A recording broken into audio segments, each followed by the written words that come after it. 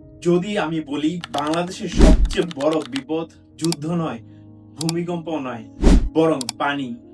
এমন পানি যা আগামী 10 বছরেও আমাদের মানচিত্র, অর্থনীতি এবং কোটি মানুষের জীবন বদলে দিতে পারে। বিশ্বাস করবেন? আমরা যখন বলি এবার একটু বেশি বৃষ্টি হয়েছে, তখন বিজ্ঞানীরা বলছেন এটি কেবল শুরু। গবেষণা সংস্থা নাসার পর্যবেক্ষণ বলছে জলবায়ু গবেষণা এবং আইপিসিসির সর্বশেষ মূল্যায়ন একটি ভয়ঙ্কর বাস্তবতার ইঙ্গিত দিচ্ছে। জলবায়ু পরিবর্তনের ফলে দক্ষিণ এশিয়ার চরম বৃষ্টিপাত, সমুদ্রপৃষ্ঠের উচ্চতা বৃদ্ধি এবং নদী প্রবাহের পরিবর্তন বাংলাদেশের ঝুঁকি আরো বাড়াচ্ছে। শুধু ডেটা, বিজ্ঞান এবং বাস্তবতা দিয়ে বিশ্লেষণ করব 2036 সালের বাংলাদেশ কতটা ঝুঁকির মধ্যে পড়তে পারে। বর্তমান বাস্তবতা, আমরা কোথায় দাঁড়িয়ে আছি?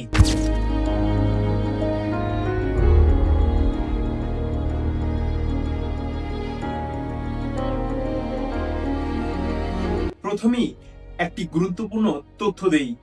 বাংলাদেশ পৃথিবীর সবচেয়ে বড় বদ্বীপ বা ডেল্টাগুলোর একটি।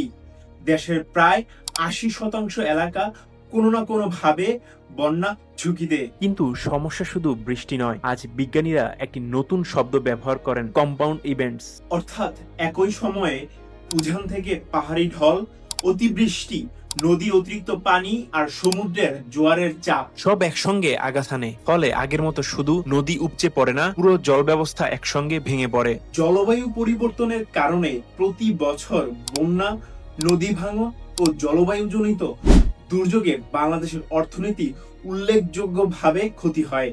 কৃষি, অবকাঠামো ও জীবিকায় এর প্রভাব সরাসরি পড়ে। শুধু সিলেটের হাওর অঞ্চলেই আগাম বন্যায় হাজার হাজার হেক্টর বোরো ধান নষ্ট হয়েছে একাধিক বছর। এটি শুধু কৃষকের ক্ষতি নয়, একটি দেশের খাদ্য নিরাপত্তার জন্য বড় সতর্কবার্তা। কেন বাংলাদেশের পৃথিবী গ্রাউন্ড জিরো?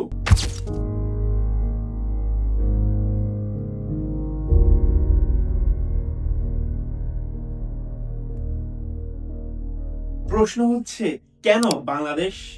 এর উত্তর লুকিয়ে আছে আমাদের ভৌগোলিক অবস্থানে। প্রথম কারণ, বাংলাদেশের ওপর দিয়ে প্রবাহিত হয় বিশ্বের অন্যতম বৃহৎ নদী ব্যবস্থা গঙ্গা, ব্রহ্মপুত্র এবং মেঘনা। এই বিশাল অববাহিকার অধিকাংশ অংশ ভারতের, নেপালের, ভুটান ও চীনের ভেতরে হলেও শেষ পর্যন্ত বিপুল পরিমাণ পানি এসে জমা হয় ছোট বাংলাদেশে। দ্বিতীয় কারণ, হিমালয়ের হিমবাহ দ্রুত গলছে। তাপমাত্রা বাড়ার ফলে বরফ গলে নদীতে পানির পরিমাণ বাড়ছে। একই সঙ্গে বর্ষাকালে আরো অনিয়মিত হচ্ছে। অল্প সময়ে অস্বাভাবিক বৃষ্টির কারণে এখন আগের চেয়ে অনেক বেশি দেখা যাচ্ছে।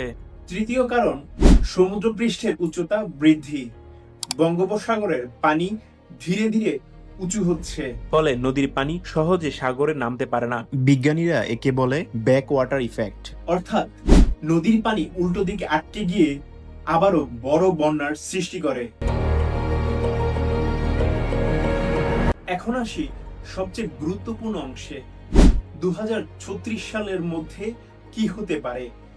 বিভিন্ন আন্তর্জাতিক জলবায়ু মডেল কি বলছে? এক, উত্তর পূর্বাঞ্চলে আকস্মিক বন্যায় ঝুঁকি আরো বাড়বে। বর্ষা পুরোপুরি শুরু হওয়ার আগেই ফসল তলিয়ে যাওয়ার ঘটনা আরো ঘন ঘন ঘটতে পারে।